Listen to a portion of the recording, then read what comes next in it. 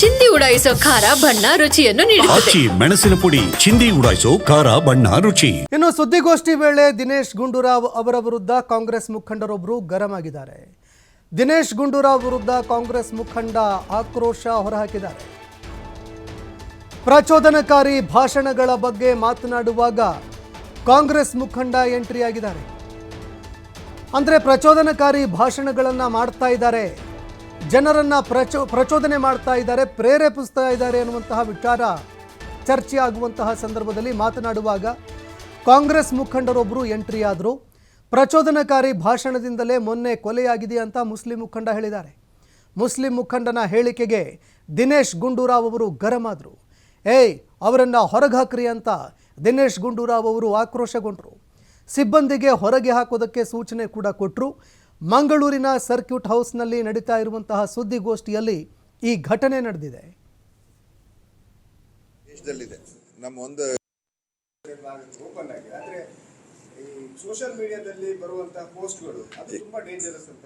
ಇಲ್ಲ, ಸೋಷಿಯಲ್ ನೋಡಿ ನೋಡಪ್ಪ, ಇದು ಪ್ರೆಸ್ ಕಾನ್ಫರೆನ್ಸ್, ದಯವಿಟ್ಟು ನೀವು ಅದು ಮಾತಾಡಬೇಡಿ.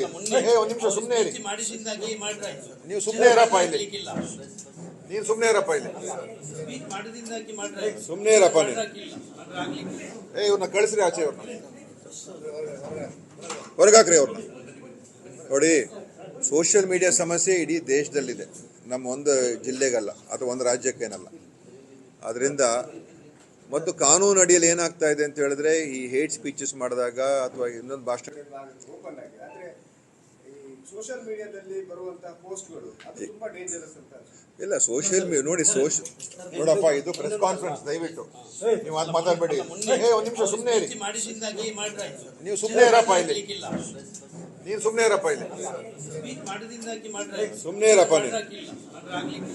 ಹೇಳುವುದಷ್ಟೇ, ಯಾರಿಂದಾಗಿ ತಪ್ಪಾಗಿದೆ. ಈ ಬಜ್ಪೆಯಲ್ಲಿ ಮೊನ್ನೆ ಬಜ್ಪೆ ಚಲೋ ಮಾಡಿ ಯಾರು ಸ್ಪೀಚ್ ಮಾಡಿ ಕೊಲ್ಲಬೇಕು ಅಂತೇಳಿ ಆದೇಶ ಮಾಡಿದ್ದಾರೆ, ಅವರನ್ನು ಶೀಘ್ರವಾಗಿ ಅರೆಸ್ಟ್ ಮಾಡಿ. ನಾವು ಸಪೋರ್ಟ್ ಮಾಡೋದು ಬೇಡ, ನಮಗೆ ನ್ಯಾಯ ಕೊಡಿ ಅಷ್ಟೇ. ಯಾರು ಅಮಾಯಕರು ಜೀವ ಹೋಗಬಾರ್ದು. ಜೀವ ಹೋದರೆ ನಾವೆಲ್ಲ ಒಂದು ಸರ್ತಿ ಸೇರ್ಬೋದು ಅಷ್ಟೇ, ಅವರ ಮನೆಯವರಿಗೆ ನಷ್ಟ. 2 ಮಕ್ಕಳು ನಾವು ಹೇಳಿದ ಅದೇ ಕೇಳಲಿಕ್ಕಾಗಿ ಬಂದೆ, ನ್ಯಾಯ ಕೊಡಿ ಅಷ್ಟೇ. ಯಾರಿಗ ಈ ದಕ್ಷಿಣ ಕನ್ನಡ ಜಿಲ್ಲೆಯಲ್ಲಿ ಎಷ್ಟು ಮರ್ಡರ್ ಆಯಿತು, ಯಾರು ಸ್ಪೀಚ್ ಮಾಡ್ತಾರೆ ಕೊಲ್ಲಬೇಕು, ಅವರನ್ನು ತೆಗಿಬೇಕು, ಟೈಮ್ ಇಡ್ತಾರೆ, ಪಿಕ್ಚರ್ ಸ್ಟೈಲ್ ಡೈಲಾಗ್ ಹೊಡಿತಾರೆ, ಅವರನ್ನು ಹಿಡಿಯುವಂಥ ಕೆಲಸ ಮಾಡಿ ಅಷ್ಟೇ. ಅಲ್ಲಲ್ಲ, ಅವರೇನೋ 11 ಗಂಟೆಗೆ ಮಾತಾಡಲಿಕ್ಕೆ ಅವಕಾಶ ಕೊಡ್ತೇನೆ ಅಂತ ಹೇಳಿದ್ದಾರೆ. ನಾವು ಹೇಳಿದ್ದು ಇಷ್ಟೇ, ಯಾರಿಂದಾಗಿ ಇಲ್ಲಿ ತಪ್ಪಾಗಿದೆ, ಯಾರ ಜೀವ ಹೋಗಬಾರ್ದು, ಎಲ್ಲ ಶಾಂತಿಯುತವಾಗಿ ದಕ್ಷಿಣ ಕನ್ನಡದಲ್ಲಿ ಒಳ್ಳೆದಲ್ಲಿ ಇರಬೇಕು ಅಷ್ಟೇ ನಮ್ಮ ಉದ್ದೇಶ ಅಷ್ಟೇ. ಅಲ್ಲಲ್ಲ, ನಂದು ಬೇರೆ ಏನಿಲ್ಲ, ನಾವು ಏನಿಲ್ಲ, ನಾವೆಲ್ಲ ಕಾಂಗ್ರೆಸ್ಸೇ. ನಾವು ಹೇಳುವುದು ಅಷ್ಟೇ, ನಮ್ಮ ಸರ್ಕಾರ ಇದೆ, ಪೊಲೀಸ್ ಅಧಿಕಾರಿಗಳಿಗೆ ಒಳ್ಳೆ ಸೂಚನೆಯನ್ನು ಕೊಡಿ, ಯಾರು ತಪ್ಪಿದಸ್ತಿದ್ದಾರೆ ಅವರನ್ನು ಅರೆಸ್ಟ್ ಮಾಡುವಂಥ ಕೆಲಸ ಮಾಡಿ. ಈಗ ಒಂದು ಫೇಸ್ಬುಕ್ಕಲ್ಲಿ ಬಂದರೆ ಒಂದೇ ದಿವಸ ರಾತ್ರಿ ನುಗ್ಗಿ ಅರೆಸ್ಟ್ ಮಾಡ್ತಾರೆ.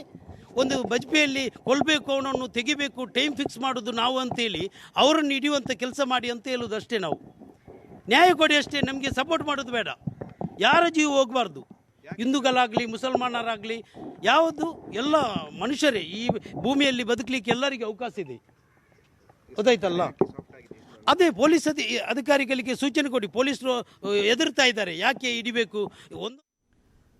ಈ ಬಗ್ಗೆ ಮತ್ತಷ್ಟು ಮಾಹಿತಿ ಕೊಡ್ತಾರೆ ಪ್ರತಿನಿಧಿ ಆದಿತ್ಯ, ನೇರ ಸಂಪರ್ಕದಲ್ಲಿ ಜಾಯ್ನ್ ಆಗಿದ್ದಾರೆ. ಆದಿತ್ಯ, ಒಂದೆಡೆ ಗುಡ್ಡ ಕುಸಿತದಲ್ಲಿ ಸಾವನ್ನಪ್ಪಿರುವಂತಹ ವಿಚಾರಕ್ಕೆ ಸಂಬಂಧಪಟ್ಟಂತೆ ಇವತ್ತು ಪರಿಹಾರ ವಿತರಣೆಯಾಯಿತು, ಮತ್ತೊಂದೆಡೆ ಅಂತ್ಯಕ್ರಿಯೆ ನೆರವೇರಿಸೋದಕ್ಕೆ ಅಂತ ತಯಾರಿ ಕೂಡ ಮಾಡಿಕೊಳ್ಳಲಾಗ್ತಾ ಇದೆ.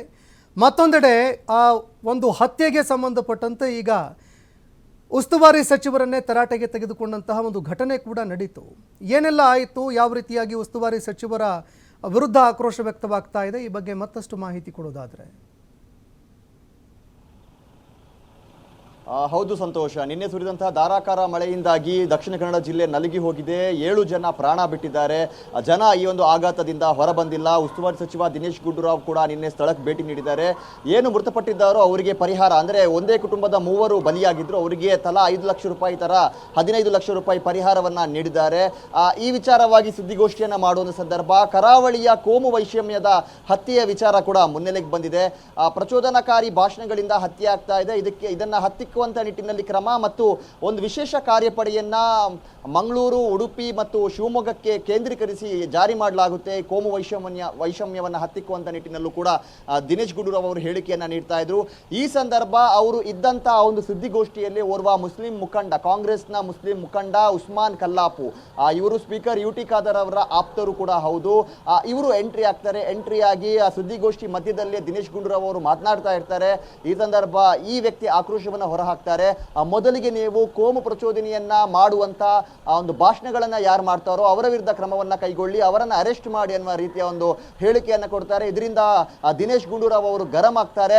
ಅವರನ್ನ ಹೊರಗಡೆ ಹಾಕಿ ಅಂತ ತಮ್ಮ ಬೆಂಬಲಿಗರಿಗೆ ಒಂದು ಆದೇಶವನ್ನ ಕೂಡ ನೀಡ್ತಾರೆ. ಅವರನ್ನ ಹೊರತಳ್ಳುವಂತಹ ಒಂದು ಘಟನೆ ಕೂಡ ಅಲ್ಲಿ ನಡೆಯುತ್ತೆ. ಒಂದು ರೀತಿ ಹೈ ಡ್ರಾಮಾ ಕೂಡ ಸೃಷ್ಟಿಯಾಗುತ್ತೆ. ನಾವು ನೋಡ್ಬೋದು ಸಂತೋಷ್, ಯಾಕಂದ್ರೆ ಮೊನ್ನೆ ಅಬ್ದುಲ್ ರೆಹಮಾನ್ ಹತ್ಯೆಯ ಬಳಿಕ ಪ್ರಮುಖವಾಗಿ ಜಿಲ್ಲಾ ಉಸ್ತುವಾರಿ ಸಚಿವ ದಿನೇಶ್ ಗುಂಡೂರಾವ್ ಮತ್ತು ಗೃಹ ಸಚಿವ ಪರಮೇಶ್ವರ್ ಅವರ ಬದಲಾವಣೆಗೆ ಕೈ ಮುಖಂಡರು ಪಟ್ಟು ಹಿಡಿದಿದ್ದಾರೆ. ಪ್ರಮುಖವಾಗಿ ಮುಸಲ್ಮಾನ್ ಮುಖಂಡರು ಏನಿದ್ದಾರೆ ಕಾಂಗ್ರೆಸ್ ಪಕ್ಷದಲ್ಲಿ, ಇವರು ಪಟ್ಟು ಹಿಡಿದಿದ್ದಾರೆ. ಮೊನ್ನೆ ಒಂದು ದೊಡ್ಡ ಸಭೆ ಕೂಡ ನಡೆದಿತ್ತು. ಅಲ್ಪಸಂಖ್ಯಾತ ಘಟಕದ ಸಭೆಯಲ್ಲೂ ಕೂಡ ಸುಮಾರು 200ಕ್ಕೂ ಅಧಿಕ ಪದಾಧಿಕಾರಿಗಳು ಕಾಂಗ್ರೆಸ್ ಪಕ್ಷದ ಸ್ಥಾನಮಾನಗಳಿಗೆ ರಾಜೀನಾಮೆಯನ್ನ ನೀಡಿದ್ದಾರೆ. ಅಬ್ದುಲ್ ರೆಹಮಾನ್ನ ಸಾವಿಗೆ ನ್ಯಾಯ ಸಿಗೋವರೆಗೂ ಕೂಡ ನಾವು ಪಕ್ಷ ಚಟುವಟಿಕೆಯಲ್ಲಿ ಭಾಗಿಯಾಗೋದಿಲ್ಲ ಅಂತ ಆಕ್ರೋಶವನ್ನು ಹೊರಹಾಕಿದ್ರು. ಇದರ ಜೊತೆಗೆ ಗುಂಡೂರಾವ್ ಅವರ ವಿರುದ್ಧವೂ ಕೂಡ ಆಕ್ರೋಶ ಕೇಳಿ ಬಂದಿತ್ತು. ಯಾಕಂದ್ರೆ ಅಬ್ದುಲ್ ರೆಹಮಾನ್ ವಿಚಾರದಲ್ಲಿ ಅವರು ಕೊಟ್ಟಂತ ಹೇಳಿಕೆಯಿಂದ ಇಲ್ಲಿನ ಮುಸಲ್ಮಾನ್ ಸಮುದಾಯ ಕೆರಳಿ ಕೆಂಡವಾಗಿತ್ತು. ಅದರ ಭಾಗವಾಗಿ ಇವತ್ತು ಕೂಡ ಬೆಳವಣಿಗೆ ನಡೀತಾ ಇದೆ. ಮಳೆ ಹಾನಿಯ ವೀಕ್ಷಣೆಗೆ ಅಂತ ದಿನೇಶ್ ಗುಂಡೂರಾವ್ ಅವರು ಬಂದಂತ ಸಂದರ್ಭದಲ್ಲಿ ಈ ತರ ಆಕ್ರೋಶ ವ್ಯಕ್ತವಾಗಿದೆ. ಬೆರಳೆಣಿಕೆಯ ಒಂದು ಏನು ಮುಸಲ್ಮಾನ್ ಮುಖಂಡರ ನಡುವೆಯಲ್ಲಿ ಈ ತರ ಆಕ್ಷೇಪ ವ್ಯಕ್ತವಾದರೆ, ಎಲ್ಲಾದರೂ ದಿನೇಶ್ ಗುಂಡೂರಾವ್ ಮೃತಪಟ್ಟಂತ ಅಬ್ದುಲ್ ರೆಹಮಾನ್ ಮನೆಗೆ ಹೋದ್ರೆ ಯಾವ ತರ ಆಕ್ರೋಶ ಇರಬಹುದು, ಇದು ಈಗ ಸದ್ಯ ಕುತೂಹಲಕ್ಕೆ ಕಾರಣವಾಗಿರುವಂತದ್ದು.